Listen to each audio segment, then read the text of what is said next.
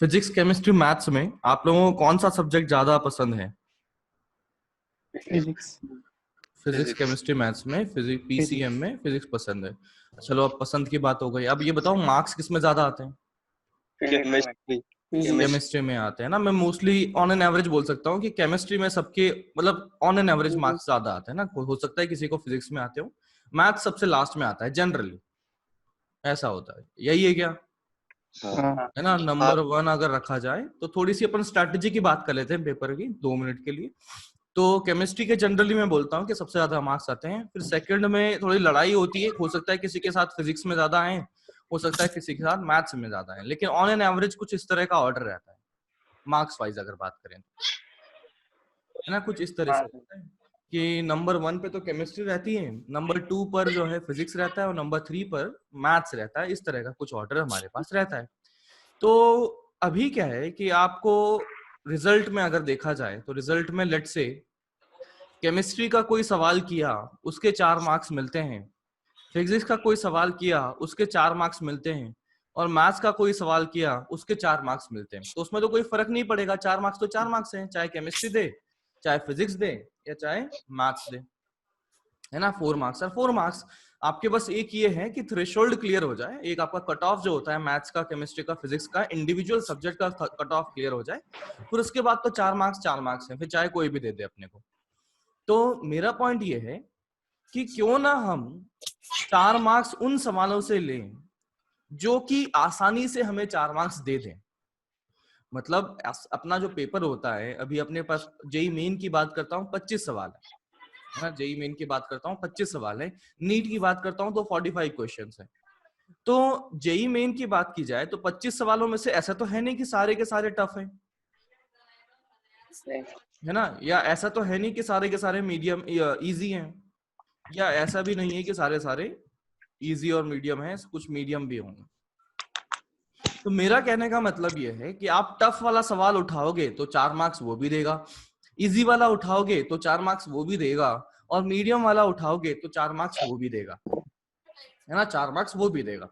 तो मेरा तो 4 मार्क्स तो 4 मार्क्स है ना, मैथमेटिकली सोच लो 4 मार्क्स तो 4 मार्क्स है। अपने को कोई फर्क ही नहीं पड़ रहा इजी वाला दे रहा है या मीडियम वाला दे रहा है या टफ वाला दे रहा है ना। तो ये मेंटालिटी निकाल ले कि भाई सवाल आ गया तो भाई उससे जूझना है, लड़ना है, कि अपन से तो क्या है चैंपियन बन के आना है, कि भाई वहां पर तो जो है टफ वाला मिल गया तो उसको तो पकड़ के 15 मिनट तक लपेटते रहो और गलत करके और आ जाओ। ये मेंटालिटी अपनी खत्म कर देनी है ना। ये मेंटालिटी जो होती है कि भाई टफ सवाल आ गया तो उससे लड़ते रहो, ये मेंटालिटी खत्म करोगे और तभी जाके एफिशिएंट वे में आप सवाल या पेपर कर पाते हैं। तो अब एफिशिएंट वे का मतलब समझते हैं क्या है? अरे यार ये कौन है, किसकी आवाज है ये? तो अभी देखो इसमें क्या है कि फर्स्ट ऑफ ऑल जो मैं आपको रिकमेंड करूंगा ऑर्डर कि कौन सा पहले करेंगे, तो पहले तो आप केमिस्ट्री करेंगे पेपर तीनों में से, फिर फिजिक्स करेंगे, फिर मैथ्स करेंगे। केमिस्ट्री की मैं बात करता हूं तो आपको लगभग 45 मिनट्स में काम हो जाता है ना। आप लोगों को बताओ, आप लोगों का अनुभव कैसा है?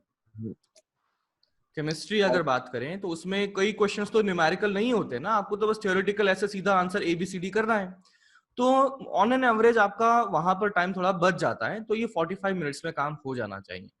अगर मैं इसकी बात करता हूं तो यहाँ पर अपने पास ऑन एन एवरेज लगभग 55 या 1 घंटा आपको लगना चाहिए, 55 मिनट्स या 1 आवर इसको लगना चाहिए, मतलब जितना 1 घंटा है इसको इतना लगना चाहिए।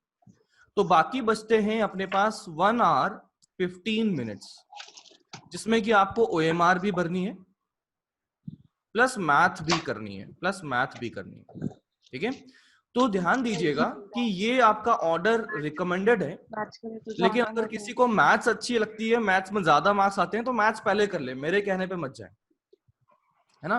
कि अपने को ये जो मैंने रखा है कि केमिस्ट्री सबसे इजी जिसको लगता है, फिर फिजिक्स, फिर मैथ्स, ठीक है। और ये मार्क्स वाइज बात कर रहा हूँ, लगने वगने से नहीं कि फिजिक्स सबसे अच्छा लगता है या मैथ सबसे अच्छा लगता है। मार्क्स किस में सबसे ज्यादा आते हैं सबसे पहले उसी को करें, और इजीली आते हैं उससे सबसे पहले उसी को करें।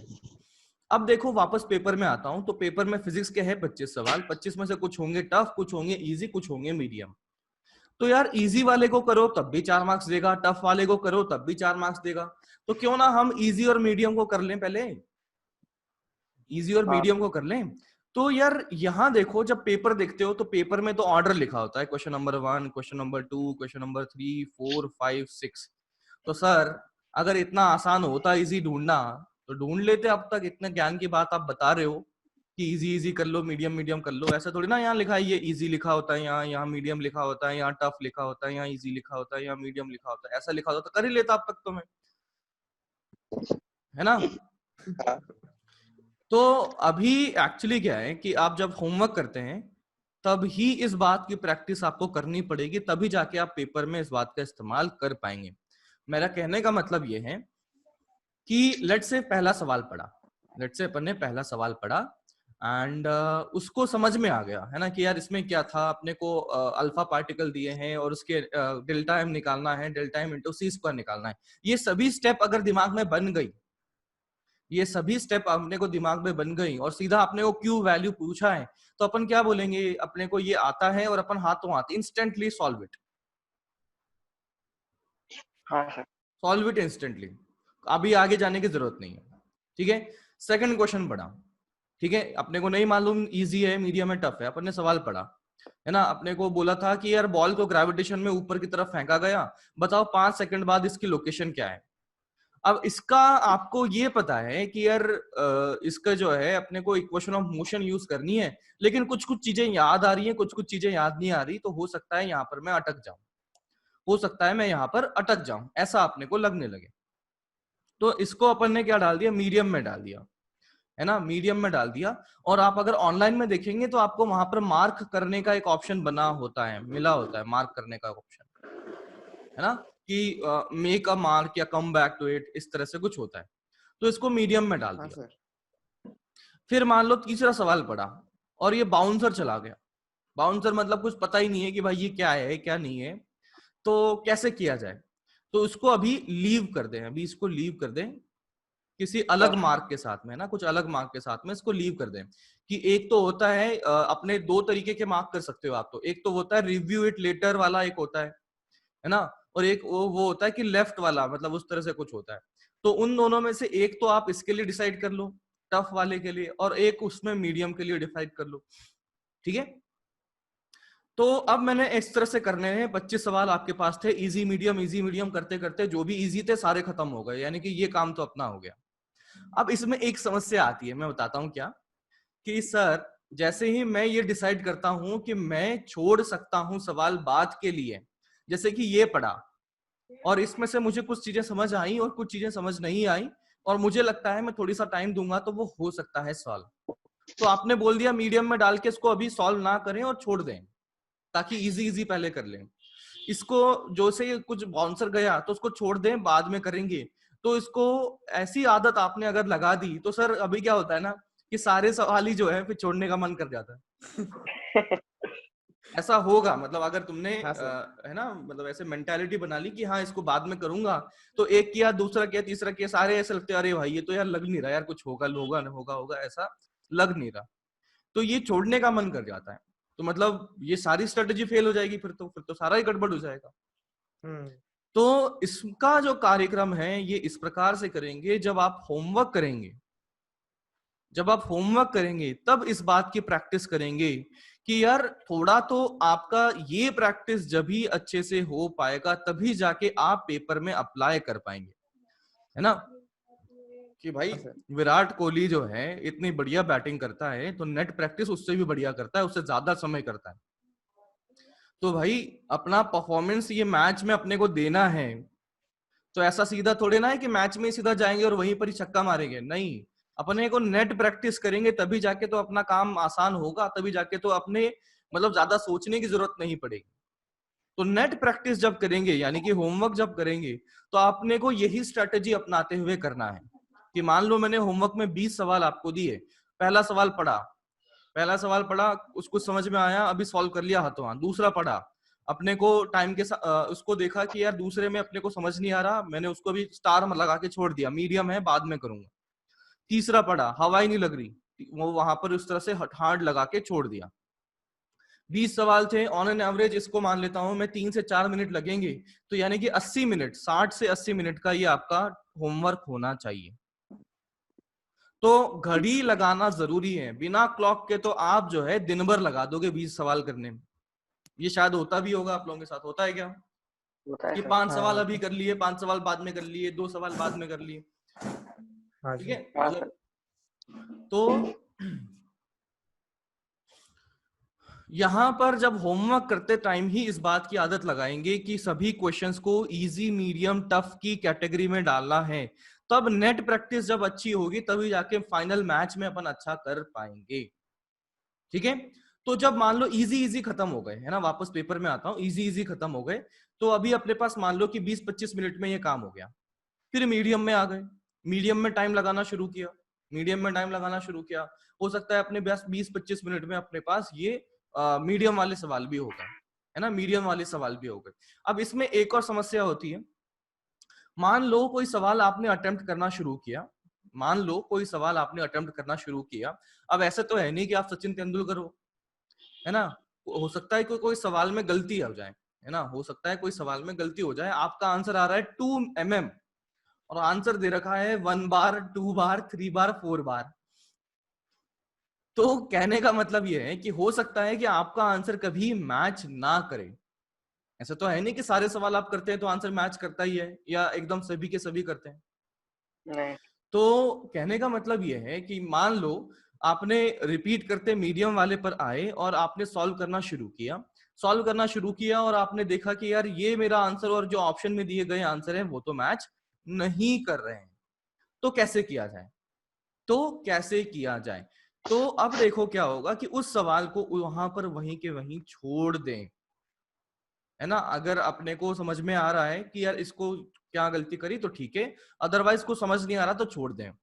ऐसा इसलिए, पहली बात, अपन ने कोई ऐसे जमा जमा के तो सॉल्यूशन लिखा नहीं है कि भाई पहली लाइन यहाँ, दूसरी लाइन यहाँ, तीसरी लाइन। अपन ने तो क्या किया है कि जो पेज मिले हैं अपने पास, ये जो कुछ भी मिला है उसमें छोटी सी जगह में ऐसे कचड़ा कचड़ा करके अपन ने कैलकुलेशन करी है।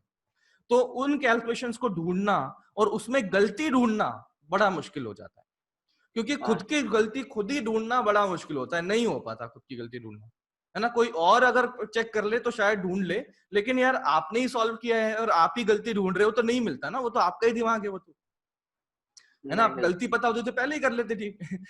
तो गलती ढूंढना बड़ा मुश्किल हो जाता है। तो मान लो कहीं आप फंस गए तो उसको छोड़ दीजिए, बाद में अगर टाइम बचेगा तो अपन कर लेंगे। इसका फायदा क्या होगा मैं बताता हूँ। इसका फायदा पहला तो ये होगा कि आपका ये, अगर मान लो सॉल्व करते जाते हैं, मान लो गलत हो गया फिर भी सॉल्व करते जाते हैं, तो पहले तो आपके मान लीजिए 3 से 4 मिनट तो पहले ही आपने गलत करने में लगा दिए। आप उसको सॉल्यूशन ढूंढोगे अपने छोटे से पेपर में, कहाँ लिखा है, कहाँ लिखा है, कहाँ लिखा है, उसमें आपने मान ली 1-2 मिनट और लगा दिए। अब उसके बाद भी गारंटी नहीं है गलती मिल जाएगी, तो हो सकता है कि भाई अब प्रेशर में आना शुरू हो गए, आप लगभग 4 से 6 मिनट अपने जो है वेस्ट हो चुके हैं और आपको नहीं मालूम है गलती क्या है, गलती क्या नहीं है। तो अपने पास क्या हो जाएगा, प्रेशर कुकर की घड़ी अब शुरू हो जाएगी, है ना, घंटियां बजना शुरू हो जाएगी कि बाप रे बाप रे बाप रे, 6 मिनट गए, 7 मिनट गए, कुछ आए नहीं, 4 मार्क्स तो वैसे ही नहीं आ रहे, ऊपर से 6 मिनट और चले गए। इसकी भी तो वैल्यू है ना टाइम की। हाँ। तो ये अगर ऐसा होने लगा तो आप अगला सवाल भी प्रेशर में जाओगे और वो भी गलत कर आएगा, हाँ सर बराबर है ना। तो इसीलिए जरूरी है कि ये वाला जो सवाल है पहले ही छोड़ दें और इस आत्मविश्वास के साथ में छोड़ें कि समय बचेगा तो मैं इसके पास में आऊंगा, समय बचेगा तो मैं इसके पास में आऊंगा। तो उस प्रकार से आप मेंटल प्रेशर से बच जाएंगे, ठीक है। लेकिन ध्यान देना, ये मैं कहना बहुत आसान है मेरे लिए, लेकिन करना बड़ा मुश्किल है, क्योंकि जब पेपर में होते हैं ना कि ऐसा लगता है बस आ ही गया, बस आ ही गया, अब बस ये रहा, है ना। तो अगर ये प्रैक्टिस जब तक आप घर पे नहीं करेंगे तब तक जो है जमेगा नहीं है, ठीक है। तो ये इस माया जाल से बचें कि भाई बस अभी हाँ सर। सवाल गलत किया तो उसको वहीं छोड़ने की प्रैक्टिस कर ले, और फिर वापस से जब आएंगे अपने पास समय बचेगा तो वापस से अपन कर लेंगे, सोच लेंगे, ठीक है। और जो अपना रफ वर्क होता है उसको कोशिश करें कि एक इस तरह से बार बना ले, मतलब ये पेपर था अपना, मान लेते हैं ये A4 साइज का जो पेपर आपको मिलता है, खाली पेपर मिलता है ना वहां पे रफ के लिए। हाँ मिलता है। तो वहां पर अपन क्या कर लें, इस तरह से इसको आधा डिवाइड कर लें, है ना, एक पेन से इसको आधा डिवाइड कर लिया ताकि थोड़ा सा ऑर्डर मिल जाए अपने को क्वेश्चन नंबर 1 2 3 4 करने को।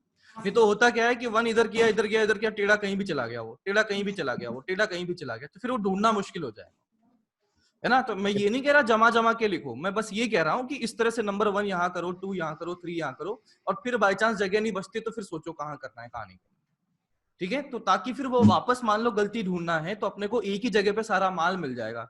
कहीं मान लो यहाँ कुछ कर रखा है, कहीं मान लो यहाँ कुछ कर रखा है, यहाँ कुछ कर रखा है, तो फिर वो ढूंढना मुश्किल हो जाएगा, क्या करूं क्या ना करूं, आइडिया नहीं लगेगा, ठीक है। रिमेम्बर ये चीज मैंने जो बोली है वो सीधा पेपर में जाके अप्लाई करोगे तो और प्रेशर में आ जाओगे, सारा गड़बड़ हो जाएगा। इससे अच्छा तो फिर जो अभी कर रहे हो वही कर लो। तो फिर सर बता क्यों रहे हो इतना 15-20 मिनट से? वो इसलिए कि जब आप होमवर्क करें तब इस चीज को अप्लाई करें, टाइम लगा के अप्लाई करें, तभी जाके आपको इस बात की प्रैक्टिस होगी कि इसे पेपर में अप्लाई करेंगे और तभी जाके अपना पेपर एफिशिएंट वे में तैयार हो पाएगा। अब मैं ये सब क्यों बता रहा हूँ, अब मान लो आपका नॉलेज लेवल सेम है ना, सेम नॉलेज लेवल रखते हुए बस पेपर की स्ट्रैटेजी चेंज करने के बाद में, पेपर की स्ट्रैटेजी चेंज करने के बाद में अगर अपने पास 5-6 मार्क्स एक्स्ट्रा आ गए, सिर्फ आपका नॉलेज लेवल जितना है उतना ही है, आपकी जो नॉलेज में कोई चेंज हुआ ना, तो मेहनत में कोई चेंज हुआ, पेपर तो आप सॉल्व कर ही रहे हैं। तो इस गलतियों से बचते हुए मान लो फिजिक्स में अपने 5-6 मार्क्स एक्स्ट्रा आ गए, मान लो मैथ्स में भी ऐसा ही कुछ हुआ, मान लो आपके केमिस्ट्री में भी ऐसा ही कुछ हुआ, तो लगभग 15 मार्क्स आपके एक्स्ट्रा आ रहे हैं, है ना, 15 मार्क्स अपने एक्स्ट्रा आ रहे हैं। अब अपने मार्क्स को कंपैरिजन करते हैं ना, कि अब देखते हैं कि यार मेरे मार्क्स कितने आते थे। तो अपना जेईई मेन के पेपर जो आपने दिए हैं उसमें कितने मार्क्स आ रहे हैं आप लोगों के, आप खुद ही बता दो। 120 120 मार्क्स आ रहे हैं, किसी को 150 आ रहे होंगे, किसी के 100 मार्क्स आ रहे होंगे, किसी के 180 आ रहे होंगे, किसी के अब 100 के देखो। तो अब देखो मेरा पॉइंट ये है कि यार अपन ने बस स्ट्रैटेजी में परिवर्तन किया, करने के तरीके में परिवर्तन किया, तो 15 मार्क्स के आसपास अगर आपने बढ़ गए तो 150 में 15 मार्क्स बढ़ते हैं तो 10% बढ़ गया, 100 में 15 मार्क्स बढ़ते हैं तो अगेन 10% से ज्यादा ही बढ़ गया, यहाँ पर 12% बढ़ गया। तो आप देख सकते हो मेरा पॉइंट ये है कि टोटल मार्क्स में मत देखना। ये किसकी आवाज आ रही है पीछे, कौन है यार ये? हाँ, तो मेरा कहने का मतलब ये है, आप ये इस 15 मार्क्स को टोटल में मत सोचना कि यार मेरे पेपर में से 15 मार्क्स एक्स्ट्रा है, नहीं। आप तो ये सोचो कि आपके जितने आते हैं उसमें 15 मार्क्स जोड़ दिए मैंने, तो वो परसेंटेज आपको क्लियर हो जाएगा कि कितना परसेंट मार्क्स आपके इंक्रीज हुए हैं, ठीक है।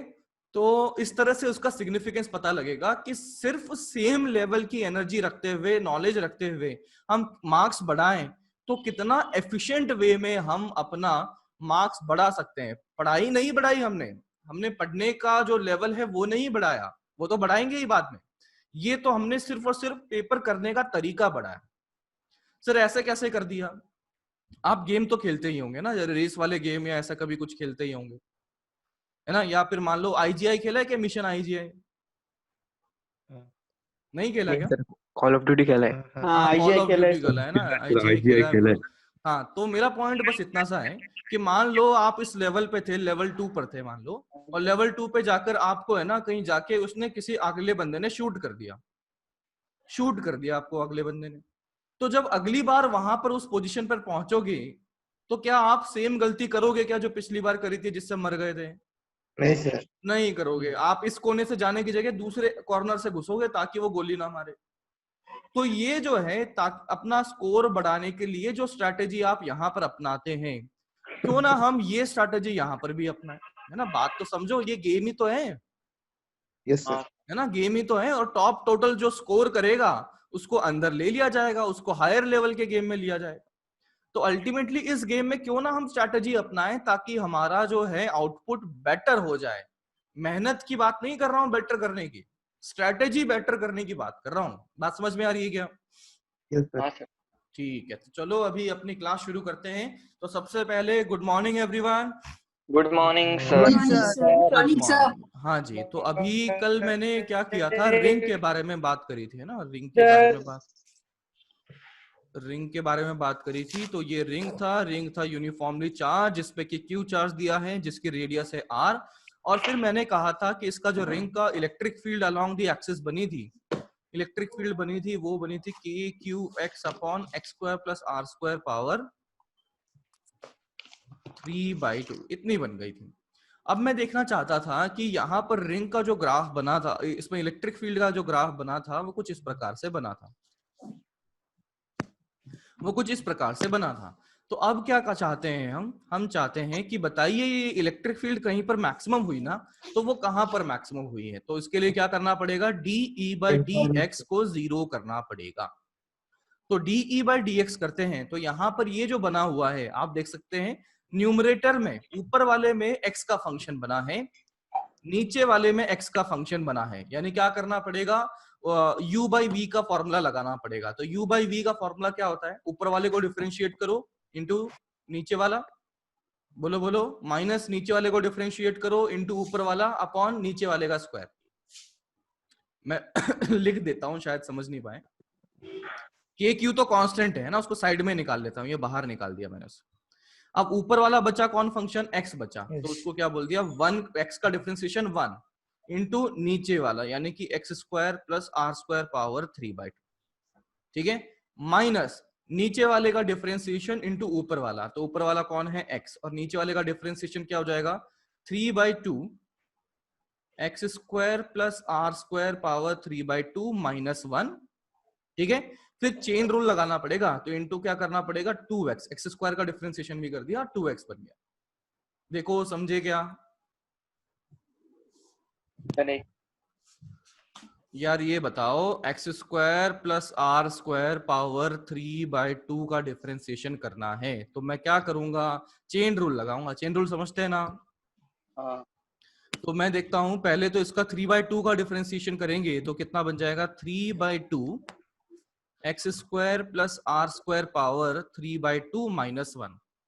फिर जब मैं 3/2 का डिफरेंशिएशन कर दिया, अब अंदर वाला फंक्शन है उसको डिफरेंशिएट करना है, तो वो क्या हो जाएगा, वो होगा एक्स स्क्वायर का डिफरेंशिएशन 2x, आर स्क्वायर का डिफरेंशिएशन 0, और ये दोनों चीजों को मल्टीप्लाई कर देना पड़ेगा। तो ये वही क्या हुआ, देखो समझे, और डिवाइडेड बाय डिनोमिनेटर का स्क्वायर यानी कि x square plus r square power 3/2 का स्क्वायर यानी कि 3/2 का स्क्वायर, और ये 0 हो जाना चाहिए, ठीक है।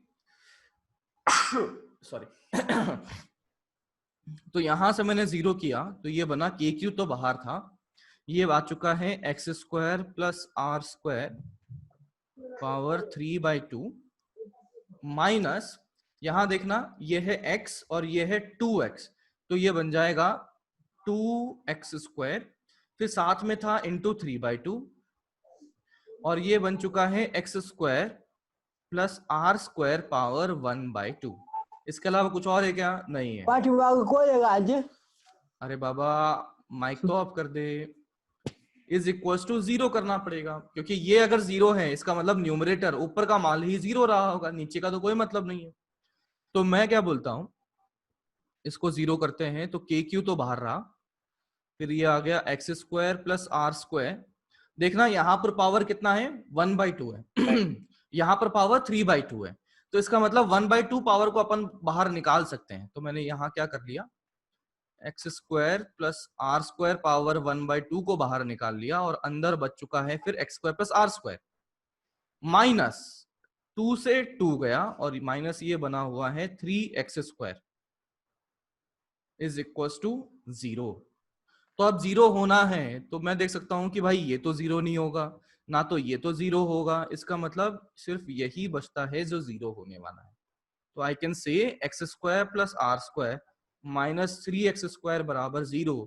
तो यहां से आ चुका है 2x स्क्वायर बराबर आर स्क्वायर, x बराबर r/√2 प्लस माइनस, यानी कि यहां से ये जो दूरी बनी है r/√2 बनी हुई है, और यहां से माइनस का मतलब ये बना हुआ है माइनस r/√2। देख लो, समझ लो, डाउनलोड कर लो, मतलब सॉरी नोट कर लो।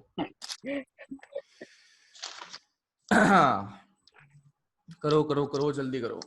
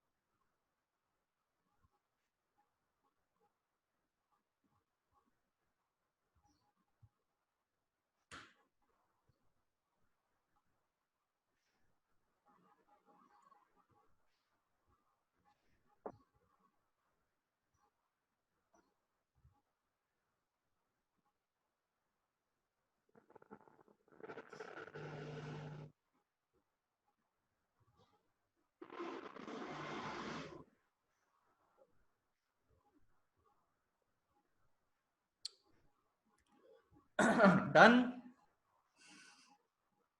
नहीं सर।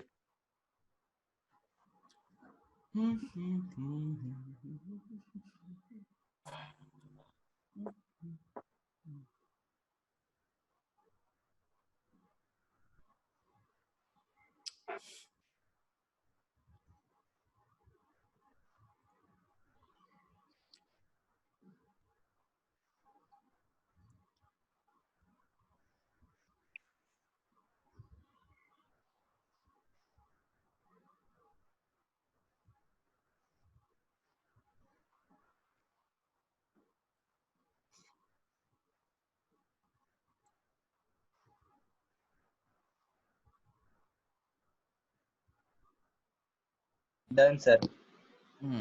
चलिए।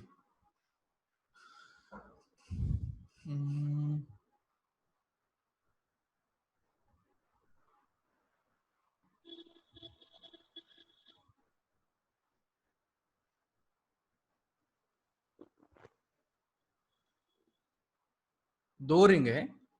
एक रिंग का जो रेडियस दिया है दैट इज R1, मतलब R दिया है, और इसका चार्ज दिया गया है Q1। फिर इसके साथ में दूसरी रिंग है, दूसरे का चार्ज, इसका जो रेडियस दिया गया है दैट इज 2R, और चार्ज दिया गया है Q2। चार्ज दिया गया है Q2। फिर इसके एक्सिस को अगर देखा जाए तो यहां पर पाया गया कि ये जो दूरी है, यहां से ये जो दूरी है वो है R। इस पॉइंट को मैंने कहा गया कि at this point electric field is 0। Then find relation between Q1 and Q2, यानी कि Q1 Q2 का संबंध बताइए यदि इस पॉइंट पर इलेक्ट्रिक फील्ड 0 है तो।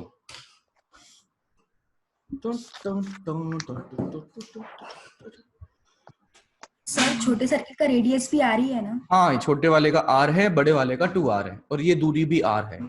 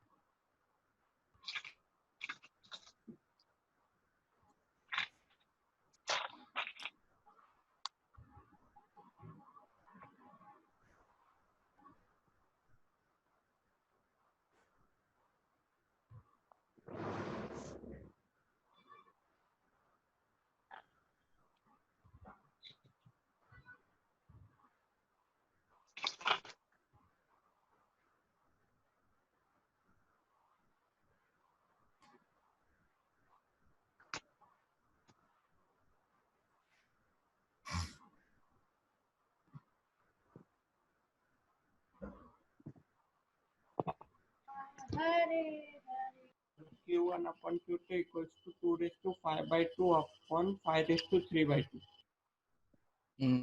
चलो मैं कर लेता हूँ, शायद आपने सही कहा हो। पहली बात तो ये सेम साइन के आ रहे हैं Q1 और Q2, या ऑपोजिट साइन के आ रहे हैं? ऑपोजिट आ रहे हैं, ठीक है। तो अभी मैं लिख सकता हूँ कि यार यहाँ पर इसका जो इलेक्ट्रिक फील्ड लिखी जाएगी Q1 की वजह से वो होगा के Q1x, x कितना है r, upon x square plus r square power 3/2, तो x भी कितना है r है, तो यानी कि r square plus r square power 3/2, ये तो इलेक्ट्रिक फील्ड बनी ड्यू टू Q1, प्लस दूसरे की वजह से इलेक्ट्रिक फील्ड वो बन चुका है KQ2, और उसके लिए x की वैल्यू कितना है r अपॉन एक्स स्क्वायर, यानी कि r स्क्वायर प्लस रेडियस कितना है 2r का square power 3/2 should be equal to what, 0। दोनों ने मिला के इलेक्ट्रिक फील्ड 0 कर देनी है। यहां पर फॉर्मूला पुट किया है मैंने, कहीं से कहीं तो कुछ और नहीं किया। तो जो फालतू चीजें हैं वो काट देते हैं, तो के आर, यहां पर आर स्क्वायर 2r² बनेगा, है ना, तो मैं लिख सकता हूं Q1 और ये 2r² पावर 3/2 प्लस Q2, और ये बन चुका है 5r² power 3/2 should be equal to 0। तो फालतू चीज फिर काट देते हैं, ये देखो इधर का r² और इधर का r² गया, तो यहां से आ गया Q1/2 power 3/2 should be equal to minus Q2 upon 5 power 3/2, तो ये संबंध इनका बनेगा। बोलो समझ में आया? हाँ ठीक है ना, सीधा फॉर्मूला ही लगाया और कुछ नहीं। तो बढ़ते हैं अगले सवाल की ओर। तो स्क्रीनशॉट ले ले यार, ये तो मैंने सीधा सॉल्व किया, डाउट हो तो पूछ ले, अदरवाइज स्क्रीनशॉट ले ले। इतनी सुंदर सी स्क्रीन आ रही है मेरी यहाँ पर, तो स्क्रीनशॉट में भी आ जाऊंगा। डन? हाँ सर, वो अपॉन टू भी कैंसिल होगा ना? क्या कैंसिल होगा? अपॉन 3/2 में 3/2 में 2 नहीं, फिर अरे यार 3/2 ये कोई वो डिवाइडेड में तोड़े ना है, अपॉन 2 क्या दिखा रहा है, अंडर रूट हो रखा है वहां पर पावर में वो, तो अगर ये 2 कैंसिल करेगा तो स्क्वायर करना पड़ेगा दोनों साइड में, तब जाके वो हटेगा, तो वो Q1² और Q2² भी हो जाएगा।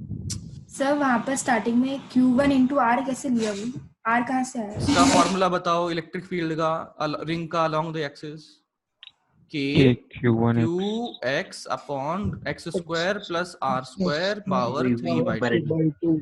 तो यहाँ से देखो कि इस रिंग की वजह से यहाँ पर कितनी दूरी पर देख रहे हैं, r दूरी पर देख रहे हैं, यानी कि x की जगह क्या रखा जाएगा, r रखा जाएगा, ठीक है ना।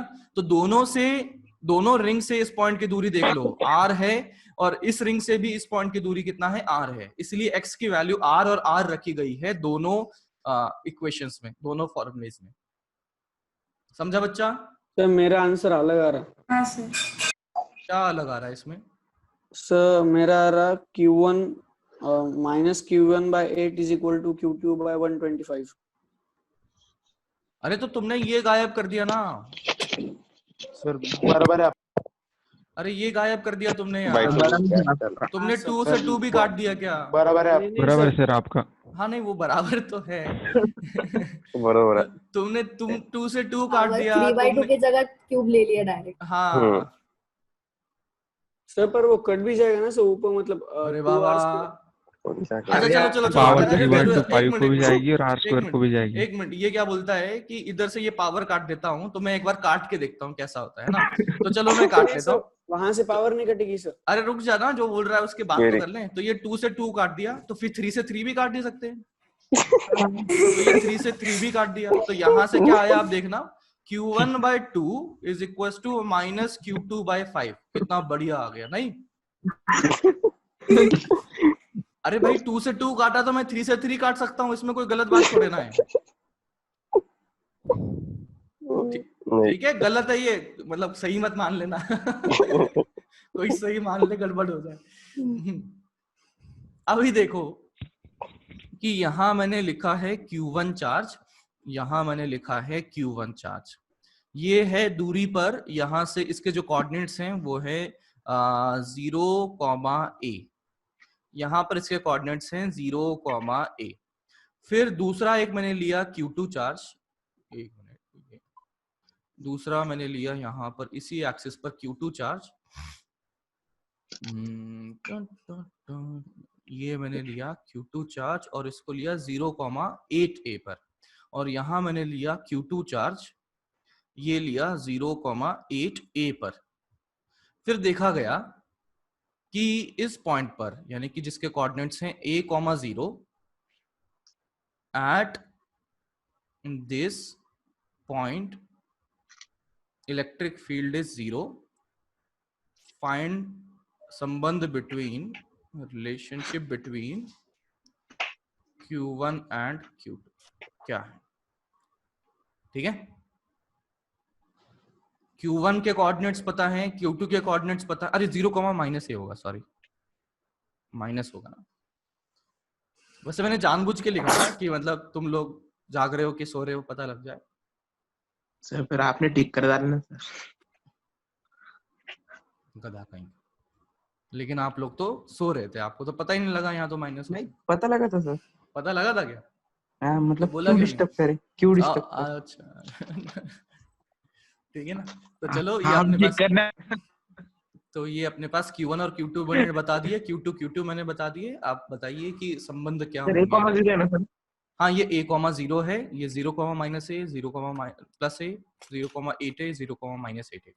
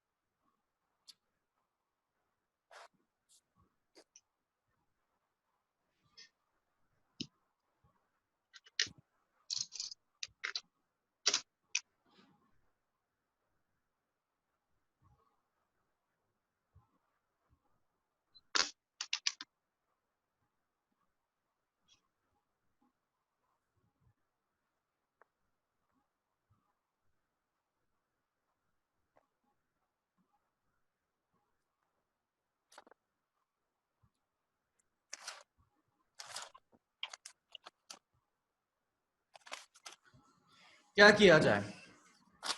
Q1 is equal to Q1 Q2 का है कि कंपोनेंट लेने का सर। एक मिनट Q1 क्या, एक minute, answer is not important. क्या किया ये बताओ। सर पहले Q1 के अलाउंग कितना फोर्स लग रहा है उतना निकालेंगे, फिर उसका Q1 की वजह कंपोनेंट से, लेंगे सर। अच्छा कंपोनेंट लेंगे, ठीक है। एक तरीका तो ये हुआ, इसमें कोई दिक्कत नहीं है। दूसरा और कोई जो थोड़ा स्मार्ट हो, मतलब स्मार्ट से क्या मतलब, जो पहले किया हुआ है उसी से रिलेट करते हुए कोई अगर बता पाए। सर रिंग बना सकते हैं ए रेडियस हाँ की। परफेक्ट। देखो याद करो, अपन ने जब ऐसे, जब एक चार्ज, एक इसकी वजह से देख सकता हूँ ना कि पीछे पेज पलट के देख लो, जब मैंने करा था कूलाम्स लॉ देखा था। कूलाम्स लॉ में मैंने इस तरह से चार्जेस बना दिए थे, इस तरह से चार्जेस बना दिए हाँ थे सर, Q1 रिंग और बना के Q2। कर लेंगे। फिर वो रिंग बना के मैंने उसको समझाया था। फिर मैंने इसके बाद में एक और सवाल लिया था जिसमें कि 3 चार्जेस लिए थे, एक यहाँ पर, दूसरा यहाँ पर तीसरा। फिर उसका रिंग बना के समझाया था। बात समझ में आई थी क्या? हाँ। है ना। तो बस अपन यहाँ क्या इमेजिन कर सकते हैं, यहाँ पर एक रिंग इमेजिन कर लें जिसका चार्ज कितना हुआ बताओ। रिंग का चार्ज कितना लूं? 2Q1। Charge total 2Q1। और अगर मैं दूसरी रिंग लेता हूं इधर, तो ये बन जाएगा 2Q2। तो अभी 2Q1 की वजह से जो रिंग बनी है और 2Q2 की वजह से जो रिंग बनी है, उन दोनों ने मिला के यहाँ इलेक्ट्रिक फील्ड 0 कर दी। तो बस वापस वही कर देंगे जो पिछले सवाल में किया था। तो ये आ जाएगा K, एक चार्ज का जो रिंग है 2Q1 और कितनी दूरी पर है, x की वैल्यू क्या लिखूं? ए अपॉन, नीचे आप लोग बताओगे क्या लिखूं अब? A square plus a square x square plus r square, यानी कि ये भी ए स्क्वायर पावर 3/2 प्लस दूसरा लिखा जाएगा K। दूसरा अभी क्या लिखूं चार्ज? 2Q2 x की जगह a upon a square plus 8a का whole square power 3/2 should be equal to 0, है ना। फिर अब वो काटा पीटी आप कर ही लोगे, आपको अच्छे से आता ही है।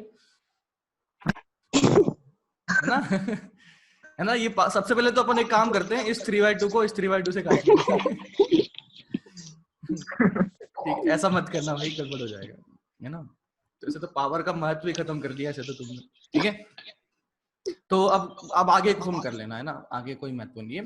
बस इस बात को समझो कि जब कभी भी अपने पास सिमेट्रिकल चार्ज डिस्ट्रीब्यूशन मिल जाता है इस प्रकार से, तो अपन रिंग की मदद से, रिंग के फॉर्मूले की मदद से हम इलेक्ट्रिक फील्ड लिख सकते हैं। बात समझ में आती है? हाँ सर। ठीक है, चलो आगे बढ़ते हैं। अब अपन चलते हैं, ये मैंने लिया एक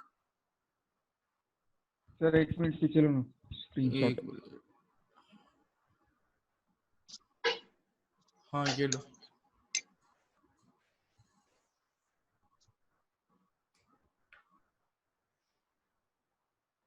ले लो सर आप। डन। हाँ सर। तो अगर मैं इस पर एक Q चार्ज लेता हूं तो इलेक्ट्रिक फील्ड ऐसे बनेगी। फिर दूसरा, यहाँ पर मैं अगर Q चार्ज लेता हूँ, -Q चार्ज लेता हूँ, हाँ ये चार्ज लिया, तो ये मैंने देखो क्या किया कि यहाँ पर मैंने Q चार्ज लिया है, यहाँ -Q चार्ज लिया है। तो अब मैं देखना चाहता हूं कि जो नेट इलेक्ट्रिक फील्ड का जो ग्राफ अपन ने पहले बनाया था वो दिखने में किस प्रकार से पाया जाएगा, है ना, दिखने में किस प्रकार से पाया जाएगा। तो मैं इंडिविजुअली देखता हूं तो इसकी इलेक्ट्रिक फील्ड तो ऐसे बनी थी। ठीक है, अब मैं हाँ। नेगेटिव चार्ज की बात करता हूं, तो नेगेटिव चार्ज वाले की वजह से बताइए कैसे बनेगा। ध्यान रखना, अपन ने राइट वाले को पॉजिटिव लिखा था और लेफ्ट वाले को नेगेटिव लिखा था। बोलो। उल्टा हो जाएगा सर उल्टा हो जाएगा। राइट उल्टा हो वाला जाएगा। नीचे। इस साइड में क्या बनाऊं, ऊपर बनाऊं नीचे बनाऊं? ऊपर। ऊपर बना लेता हूं। तो यहाँ पर ये कुछ ऐसा कुछ बन जाएगा और इधर के यहाँ से साइड में नीचे। ऐसा बनेगा, है ना, ऐसा कुछ नीचे बन जाएगा। तो अगर मैं सेंटर पॉइंट पर अगर इलेक्ट्रिक फील्ड देखता हूं तो इलेक्ट्रिक फील्ड देखने को कैसे मिलेगी, देखना कि यहाँ पर रेड वाला और ग्रीन वाला जो बना है वो दोनों पॉजिटिव बने हुए हैं। पॉजिटिव है मतलब सेम डायरेक्शन में है, इसका मतलब जुड़ जाएंगे। और अगर जुड़ जाएंगे तो मैं देखता हूं कि यहाँ पर ये ग्राफ जो देखने को मिलेगा ये कुछ, ये 0 से तो नहीं होगा, थोड़ा ऊपर होगा, और ये कुछ इस प्रकार से देखने को मिलेगा, मतलब कुछ इस प्रकार से देखने को मिलेगा। क्योंकि यहाँ पर ग्रीन वाले को और रेड वाले को जोड़ देंगे तो लगभग थोड़ा सा ऊपर आ गया। देखो ग्रीन वाले को और रेड वाले की वैल्यू को जोड़ दी तो दोनों थोड़ा जो है वो ऊपर आ गया। यहाँ पर ग्रीन वाले को और रेड वाले को जोड़ देंगे तो थोड़ा सा ऊपर आ गया। तो इस प्रकार से कुछ ग्राफ अपने को मिल सकता है, बीच का मैंने ड्रॉ किया है। बात समझ में आई क्या? Yes sir. हाँ सर। ठीक है, तो इस तरीके से अगर बात अपने को कोई इस एक्सिस के अलोंग कांस्टेंट इलेक्ट्रिक फील्ड बनानी हो, लगभग कांस्टेंट, एग्जैक्ट कांस्टेंट तो नहीं हुआ कि इस एक्सिस के अलोंग अगर अपने को लगभग कांस्टेंट इलेक्ट्रिक फील्ड बनानी हो, एग्जैक्ट कांस्टेंट नहीं हुआ है, यहाँ पर चेंज हो रहा है हल्का हल्का, तो अपन दो रिंग की मदद से इलेक्ट्रिक फील्ड इस प्रकार से बना सकते हैं इस एक्सिस के अलोंग जो लगभग कांस्टेंट बनी हो। बात समझ में आई? हाँ। जल्दी से नोट करें।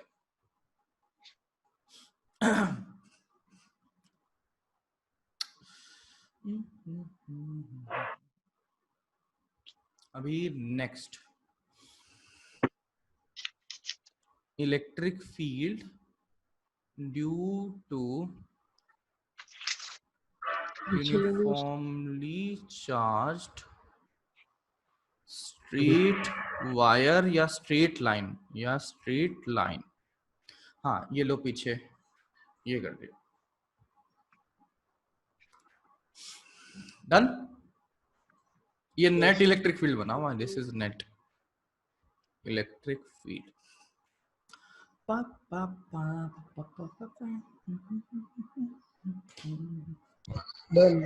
डन। चलो आगे चलते हैं। तो अभी क्या बोला है, electric field due to uniformly charged straight wire straight line. तो ये रहा अपना ये लाइन चार्ज है जिसे कि अपन ने यूनिफॉर्मली चार्ज किया हुआ है। है ना, कि ऐसे एक वायर को इमेजिन कर लो या एक रॉड को इमेजिन कर लो जो कि यूनिफॉर्मली चार्ज किया हुआ है। यूनिफॉर्मली का मतलब क्या समझते हैं? सब जगह सेम चार्ज, सभी जगह इक्वली डिस्ट्रीब्यूटेड किया गया हुआ है। तो यहाँ पर मैं एक लैम्डा बोलता हूँ। लैम्डा क्या था? Charge sir unit area, per unit area, unit length. Per unit length, charge per unit length कल भी यूज किया था अपन ने। तो लैम्डा अपन बोलेंगे चार्ज पर यूनिट लेंथ, इसका दिया गया है। और अब हम जानना चाहते हैं कि यहां से कुछ r दूरी पर, स्मॉल r दूरी पर एक पॉइंट P है। तो हम देखना चाहते हैं कि इलेक्ट्रिक फील्ड एट P क्या होगा। Electric field at point P क्या लिखा जाएगा। और हमें दिया गया है,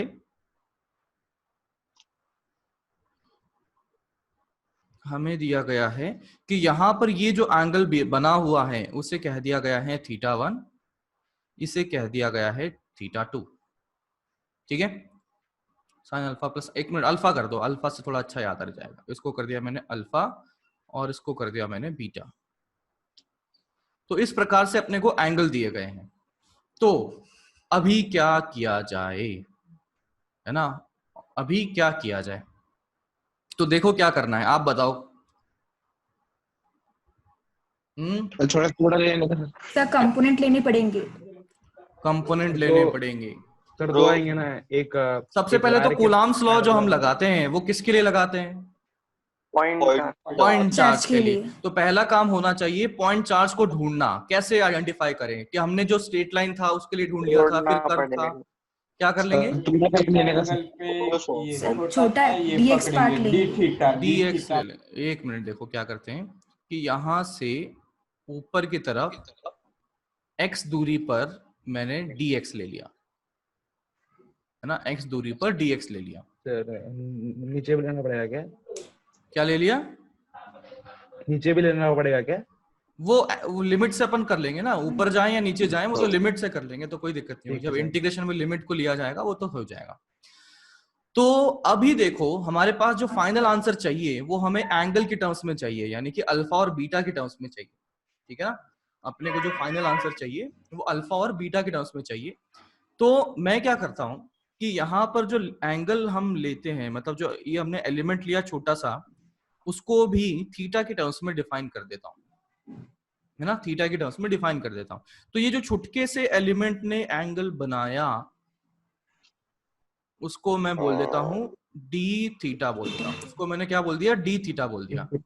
ठीक है, अभी मैं जानना चाहता हूं कि बताइए डी एक्स और डी थीटा में क्या संबंध है?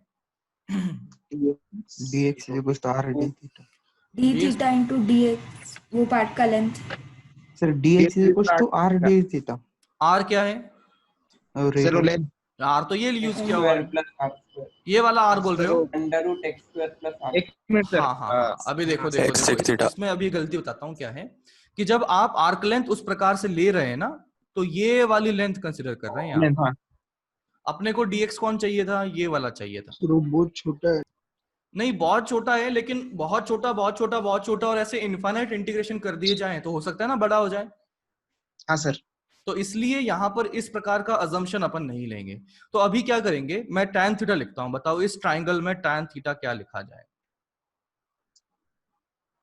Opposite x upon theta, x upon r, sorry r। ठीक है, tan theta equals to x upon r। तो यहां से आ गया x is equals to r tan theta.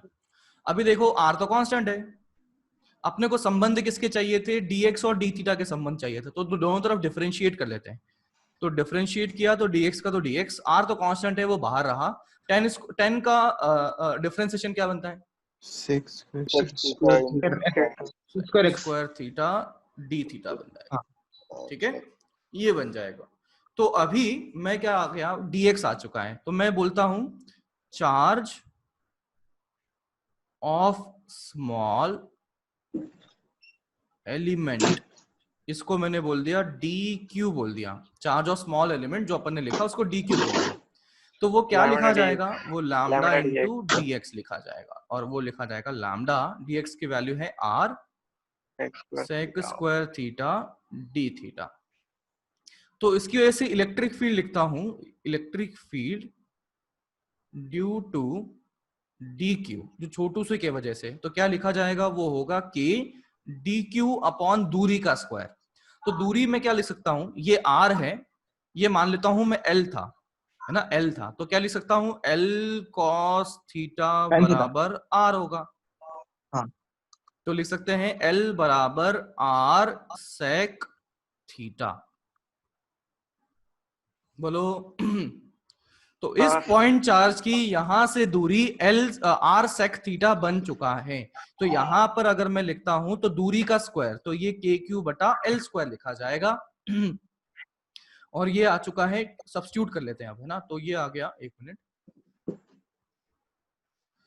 तो ये अगर सब्स्टिट्यूट करें तो ये आ गया के डी क्यू को डाल देते हैं, वो आ चुका है lambda r sec square theta d theta upon l square, और वो कितना है, r square sec square theta. तो जो फालतू चीजें हैं वो काट देते हैं, जो कट सकता है काट लेते हैं। तो यहां से सेक स्क्वायर से सेक स्क्वायर गया। अब देखना, यहां पर आर था, ये आर स्क्वायर है, तो इससे एक पावर खत्म हो जाएगी। तो ये आ चुका है के lambda by r d theta, ठीक है।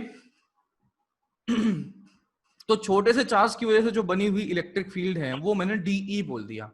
अब बताइए इस पॉइंट पर डीई की डायरेक्शन कहां होगी? अपोजिट मतलब किसके अपोजिट? राइट साइड, मतलब उसी के इस पॉइंट चार्ज से अवे की तरफ, यानी कि कुछ इस प्रकार से होगी, कुछ इस प्रकार से होगी। और यहां पर ये एंगल बनेगा थीटा। तो मैं क्या बोल सकता हूं कि यहां पर जो इलेक्ट्रिक फील्ड बनी है, उस इलेक्ट्रिक फील्ड का एक कंपोनेंट तो इस डायरेक्शन में बनेगा, वो क्या बनेगा, डी ई कॉस थीटा।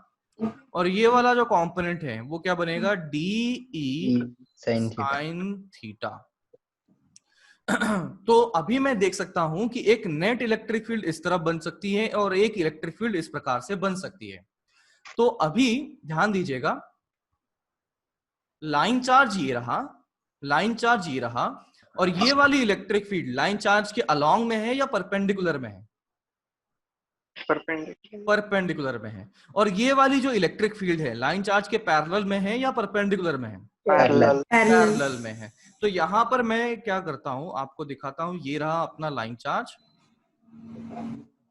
और इस पॉइंट पर अगर देखा जाए तो इलेक्ट्रिक फील्ड हमने देखा कि एक इस प्रकार से बनती हुई पाई जा सकती है, एक ई परपेंडिकुलर जो कि इसका इंटीग्रेशन से बनेगा, और एक इस डायरेक्शन में वो बनेगी ई पैरेलल। बात समझ में आई?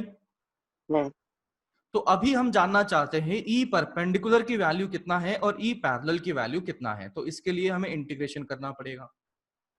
तो मैं क्या करता हूं, ई परपेंडिकुलर जो लिखा जाएगा वो होगा इंटीग्रेशन। अब किसका इंटीग्रेशन होगा बताओ?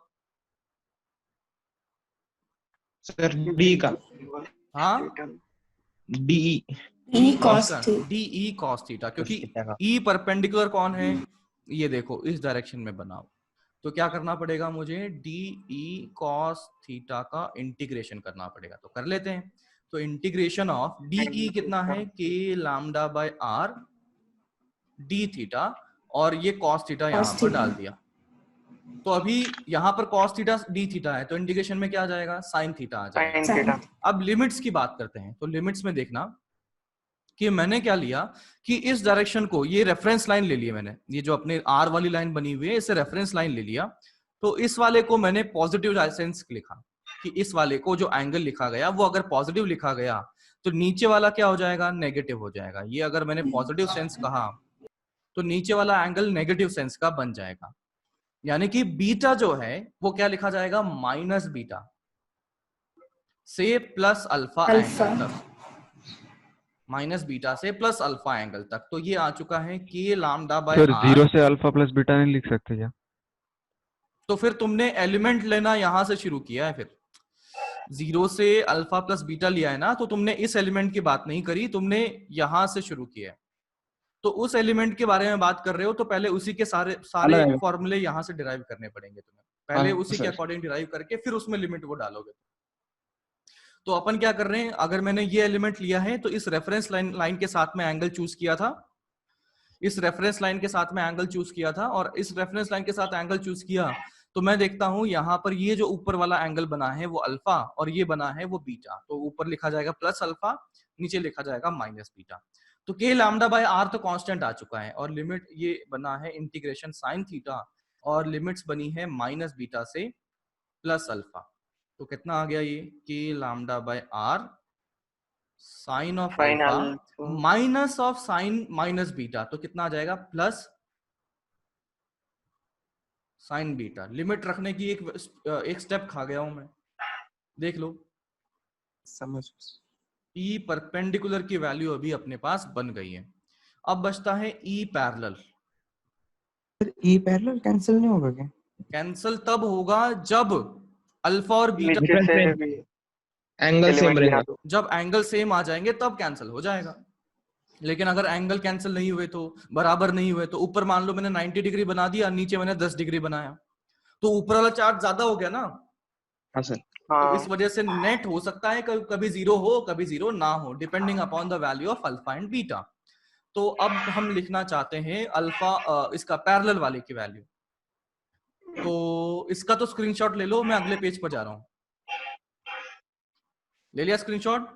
नहीं सर, एक ले लिया। हाँ, सब लोग स्क्रीनशॉट ले लो, अगले पेज पे जा रहा हूं मैं। अब मुझे देखना है ई पैरेलल वाला देखना है, तो पैरेलल के लिए मुझे किसकी बात करनी पड़ेगी? डी ई साइन थीटा का इंटीग्रेशन करना पड़ेगा। तो यहां से देखते हैं e parallel is equal to integration of d e sine theta. D e की वैल्यू देखो कितनी आ गई थी, k lambda by r. D e की value k lambda by r d theta और साथ में था साइन थीटा और लिमिट्स माइनस बीटा से प्लस अल्फा। तो देखो क्या बना, k lambda by r sign theta का integration minus cos theta, limits minus beta से प्लस अल्फा। तो ये आ चुका है के लैम्डा बाय आर, माइनस को मैंने बाहर रख लिया, cos of alpha minus cos of beta. मतलब सही लिखा है, कॉस ऑफ माइनस बीटा है तो वो कॉस ऑफ माइनस थीटा, वो कॉस ऑफ माइनस थीटा बराबर कॉस थीटा। हाँ सर। तो ये बन चुका है। तो यहां से आ गया k lambda by r cos of beta minus cos of alpha, और ये आ चुका है ई पैरेलल। अब इसका महत्व समझाता हूं। बताइए, एंगल अगर बड़ा हो तो कॉस ऑफ दैट एंगल बड़ा होगा या छोटा होगा? अगर एंगल बढ़ा दिया जाए तो कॉस की वैल्यू छोटी हो जाएगी। तो अभी मैं क्या करता हूं, मान लेते हैं अल्फा की जो वैल्यू है वो ज्यादा है, मान लेते हैं 70 डिग्री, और बीटा की जो वैल्यू है वो 10 डिग्री मान लिया। ठीक है, तो इसका मतलब ये वाला जो एंगल है वो बड़ा है, ये वाला जो एंगल है वो बड़ा मान लिया, और ये वाला जो एंगल है वो छोटा मान लिया। तो आप खुद सोचिए कि ये वाला कंपोनेंट इस बार बनेगा या नहीं बनेगा। ऊपर वाला चार्ज बड़ा है तो नीचे की तरफ इलेक्ट्रिक फील्ड ज्यादा पैदा कर देगा, नीचे वाला चार्ज छोटा है तो ऊपर की तरफ इलेक्ट्रिक फील्ड छोटी पैदा करेगा। तो ऊपर है छोटी इलेक्ट्रिक फील्ड, नीचे है बड़ी, तो नेट नीचे की तरफ बन जाएगी। तो इनफैक्ट अब इस फॉर्मूले में पुट करके देखते हैं ना आप, तो देख सकते हो बीटा था छोटा तो कॉस बीटा क्या बन जाएगा? बड़ा बन जाएगा, बड़ा, और कॉस अल्फा छोटा बन जाएगा। तो ये हमारा जो है पॉजिटिव आ जाएगा। इसका मतलब नेट इलेक्ट्रिक फील्ड जिस डायरेक्शन में हमने मानी है, जो कि इस तरफ मानी है, उसी डायरेक्शन में बनती हुई पाई जाएगी। ठीक है, तो इसका भी जल्दी से स्क्रीनशॉट ले लो, और कोई डाउट है डेरिवेशन में तो देख लो, और क्लास नोट्स में जरूर डाल देना इस चीज को। सर 1 मिनट में लिख लेते हैं। हाँ, नहीं टाइम नहीं बचा ना, 1 मिनट कहाँ बचा है, है ना, टाइम नहीं बचा है। आप स्क्रीनशॉट ले लो। हाँ, exactly. तो वो काम में हो जाएगा। ठीक है, हाँ एक बार ऐसे ना बैक है ना, हाँ तो ऊपर है ना। तो आप स्क्रीनशॉट ले लिए होंगे। होमवर्क आज मैं ज्यादा नहीं दे रहा हूँ। जेई मेन के सवाल खत्म हो गए क्या? जेई मेन वाले लास्ट के बाकी है ना, तो जेई मेन खत्म कर लो, जितने 5-10 सवाल बाकी हैं वो खत्म कर लो। ज्यादा होमवर्क मैं आज नहीं दे रहा हूँ। आज पेपर दीजिए आराम से और थोड़ा आराम करें। ठीक है, तो स्क्रीनशॉट ले लो, मैं बंद कर रहा हूँ अब इसको। Okay okay bye bye. आगे बाय सर।